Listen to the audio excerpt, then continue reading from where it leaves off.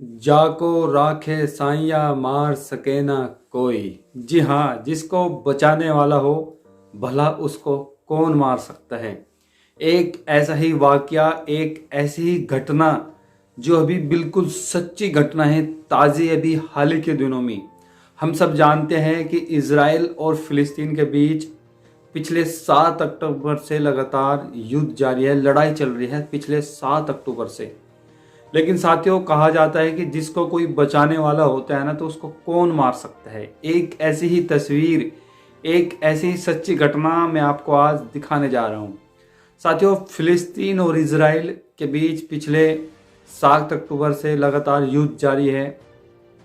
हजारों लोग मारे गए दोनों साइड से, बहुत सारे लोग घायल हुए, बिल्डिंगें मलबे में बदल गई, खंडर हो चुके भवने, सब कुछ मतलब तबाह और बर्बाद हो गया। लाशों के ढेर लग गए, बहुत सारे लोगों की मौत हो गई।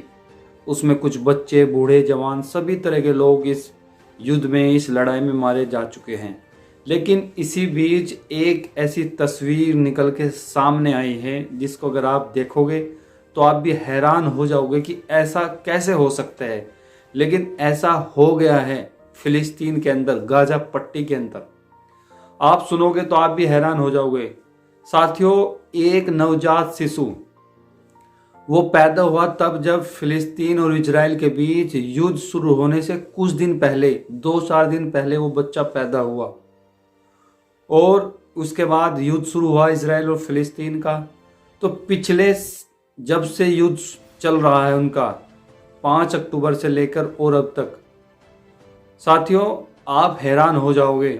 एक बच्चा, जब इजराइल फिलिस्तीन के ऊपर हमला किया, उनकी बिल्डिंगों को गिरा दिया, तो बिल्डिंगें क्या है, मलबे में बदल गई। तो एक नवजात बच्चा जो कि अभी 2 महीने का भी नहीं हुआ है, वो बच्चा 37 दिन बाद, सोचो आप, 37 दिन बाद एक मलबे से, एक बिल्डिंग के मलबे से जिंदा बचा है। आप हैरान हो जाओगे। और हैरान करने वाली बात भी है, आप सोचो ऐसा कैसे हो सकता है कि कोई बच्चा छोड़ो, आप बड़ा आदमी भी 37 दिन तक एक मलबे के नीचे जिंदा नहीं बच सकता। लेकिन ऐसा फिलिस्तीन गाजा में हुआ। एक छोटा बच्चा जो अभी 2 महीने का भी नहीं हुआ है, वो जब हमला चल रहा था, बिल्डिंग गिराई गई इजराइल की तरफ से फिलिस्तीन की, तो उस बिल्डिंग के मलबे में वो बच्चा दबा हुआ था। और वो 37 दिन बाद जब उन मलबे को हटाया गया, उन बच्चों को निकालने का, जो उसके नीचे दबे हुए थे, जब उनको ऑपरेशन चलाया गया वहाँ से उन बच्चों को निकालने के लिए, जो भी उसके नीचे दबे हुए थे, तो उसी मलबे के, उसी बिल्डिंग के मलबे के नीचे से एक बच्चा 37 दिन बाद जिंदा निकला है। तो सोचो, ये बात बिल्कुल सत्य हो गई है, साबित है कि जिसको बचाने वाला हो तो उसे दुनिया की कोई भी ताकत नहीं मार सकती। यह बिल्कुल रियलिटी है और हकीकत है। और इसका सीधा साधा सा उदाहरण, एग्जाम्पल हमने इस तस्वीर को देखकर देखा, जो कि बिल्कुल फैक्ट तस्वीर नहीं है, बिल्कुल हकीकत और सत्य बात है, सच्ची बात है। ये घटना भी फिलिस्तीन के गाजा की है कि किस तरह से एक बच्चा 37 दिन बाद उस बिल्डिंग के मलबे से जिंदा निकला है, जिस बिल्डिंग को इजराइल ने बमबारी करके, मिसाइलों से तबाह बर्बाद करके उसको मलबे में शामिल कर दिया था, मलबे में बदल दिया था। जब उस मलबे से लोगों को निकाला जा रहा था, तो उसी मलबे से एक बच्चा, छोटा बच्चा जो अभी 2 महीने का भी नहीं हुआ है, उस मलबे से वो बच्चा 37 दिन बाद जिंदा निकला है। तो देखो, जिसको बचाने वाला हो उसको कौन मार सकता है। इसलिए हमें हमेशा इस तस्वीर को देखकर इस चीज़ से हम एक बात सीख सकते हैं। क्या सीख सकते हैं?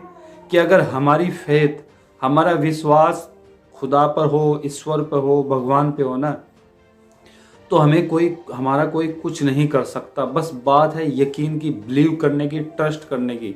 इसलिए जिसको वो बचाने वाला है ना, तो उसको कोई नहीं मार सकता। ये तस्वीर हमने देखी और हमने सोचा और समझा और जाना कि बात हकीकत है। इसलिए हमें हमेशा ईश्वर पर, खुदा पर, भगवान पर विश्वास करना चाहिए। तीनों नाम एक ही है जिसने हमें पैदा किया। अगर आप उस पर ट्रस्ट करते हो कि वो सब कुछ कर सकता है, करने धरने की जात, जो भी कुछ कर सकता है बस वही कर सकता है, अगर हमारा ये फेथ है, हमारा ये यकीन है, तो हमारा कोई कुछ भी नहीं बिगाड़ सकता।